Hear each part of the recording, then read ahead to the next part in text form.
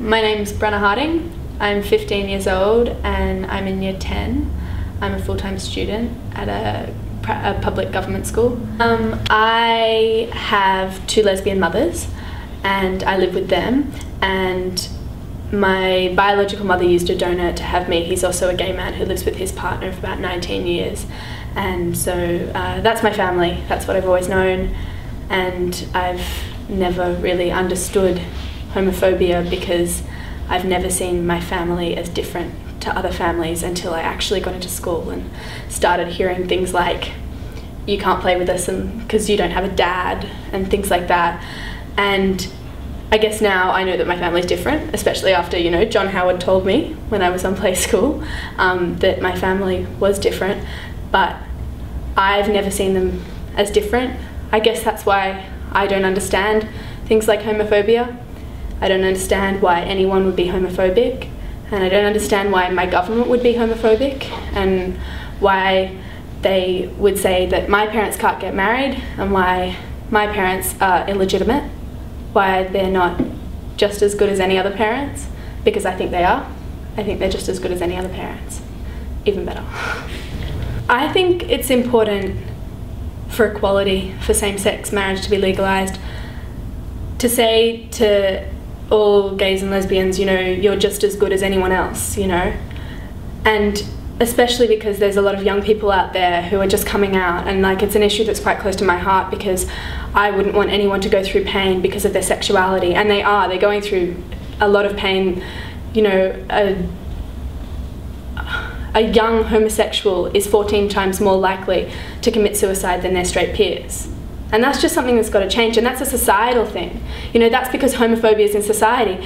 And if we've got a government who's homophobic, who says, you know, they're not as good as other citizens, they're second-class citizens, they're not allowed to marry, then that's just going to be reinforcing these kids in schools who are bullying people and being homophobic towards people. And it's wrong. It's really hard for these kids already to come out to their parents, to come out to their friends, to come out to their teachers, and this is just making it harder because the government is not on their side. You know, they're going to the government schools and the government's saying, you know, you're not as good as this other kid. And any gays and lesbians and my parents, you know, they pay tax and they send me to a government school, they have a business, they contribute to the economy, but they're still treated as second-class citizens. And how are you supposed to explain to a 3-year-old that their parents aren't as good as someone else's parents, that their parents are second-grade citizens, that their parents don't have the right to get married, that they'll never be a flower girl or a page boy for their parents' wedding? I mean, weddings are such a happy thing, and marriage is such a happy thing. It's making your love known formally, and it's having your friends and family there to support you and to see you come together in, you know, this commitment and this celebration. And for some people to have that and others to not, for a reason as simple as sexuality, is just ridiculous. It's beyond my comprehension. I've never, ever understood homophobia. And I think it's wrong that my government, who I've always been taught to look up to, aren't accepting it. I'm taught in school what democracy is. And the democracy is about representing the people and representing the minorities and representing those people that can't always speak as much for themselves. Like the young people who are under 18, they don't even get to vote. They don't even get to decide who our government is.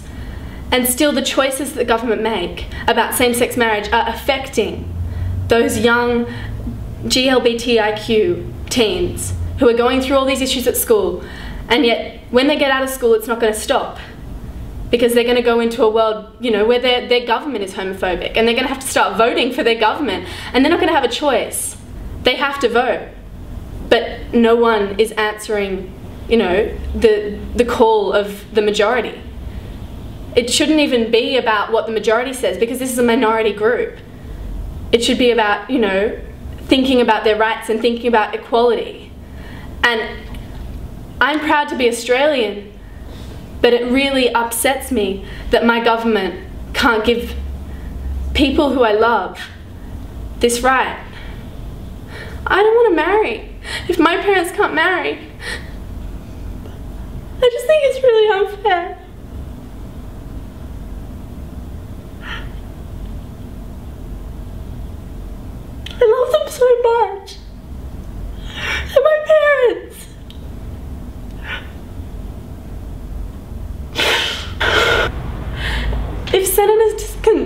say to a child and tell a child exactly what's wrong with their parents, that means that they can't get married, then I'll be happy. I'll sit down and I'll shut up.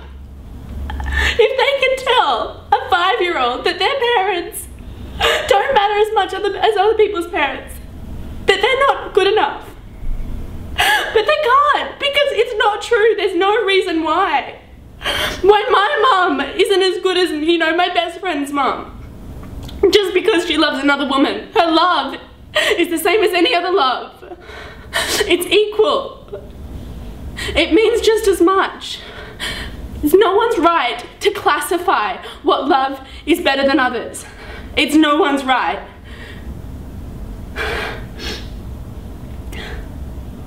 I'm not marrying until my mother can get married.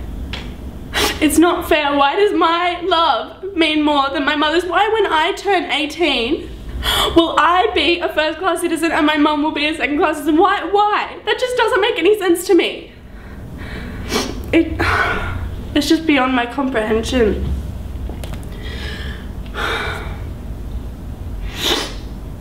This shouldn't even be an issue. I shouldn't even be sitting here. I shouldn't be taking this video. There shouldn't be a fight.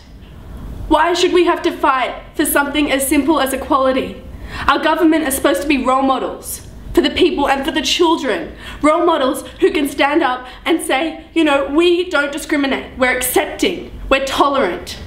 We want to teach these values to all of our people so that we can have a really beautiful society. But when our government can't do that, what are we left with? Hate, homophobia, discrimination. Those aren't the things that we should be teaching our society. I can see it. And what is it, 65% of the population can see it. So why can't our world leaders see it? Why can't our leaders see it? I would have expected Australia to be leading the race, to be up with Netherlands in 2001 in legalising this, but no, they're lagging behind. And they're still making these pitiful excuses as to why it won't happen and why it shouldn't happen. And none of them make sense. If you could offer me one good reason why same-sex couples couldn't get married, then I'd sit down and I'd listen and I'd accept it. But I cannot see a single reason. It makes no sense whatsoever to me. I think that in legalising this bill, it will give people equality and it will make them feel more included into society, and it would give the youth, the gay youth who are going through this discrimination, some comfort to think that at least their government is on their side and at least there's enough power to push this bill through, that they know that there's people out there who would love them, and when they grow up, when they get out of school, when they stop being bullied, they're going to have somewhere to go and they have something to look forward to if it's not going well for them at that point. And, you know, children like me, how do they feel when their parents aren't allowed, you know, the same rights as everyone else? I think that having their parents be able to be married is going to give them, you know, another thing, you know, in the playground, when another kid says, you know, your parents can't even get married. They're not good enough, they're disgusting, they can't get married. They can say, yeah, they can. They're just as good as your parents, they can get married, they pay taxes. They're just as good as anyone else. This is my submission to the Legal and Constitutional Affairs Committee into the Marriage Equality Amendment Bill 2010. My name is Brenna Harding.